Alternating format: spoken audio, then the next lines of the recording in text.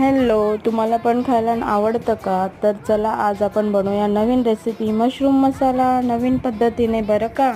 ह्या ठिकाणी आपल्याला 4-5 लाल मिरच्या, खसखस, मगजच्या बिया, चिंच आणि हे सगळं 10-12 काजू घेतले आणि गरम पाण्यात भिजत ठेवले. दुसऱ्या बाजूला डिशमध्ये जे गरम मसाले दिसतात ते मी भाजून घेतले आणि ते काजू वगैरे भिजल्यानंतर त्यामध्ये मसाले मिक्स करून वाटून घेतले. दुसऱ्या बाजूला मी मशरूम स्वच्छ धुवून बारीक कापून घेतले. त्यानंतर तो मसाला वाटलेला त्यामध्ये टाकून मॅरिनेशन करून घेतले. नंतर त्यामध्ये दहीसुद्धा थोडे टाकलेले आहे.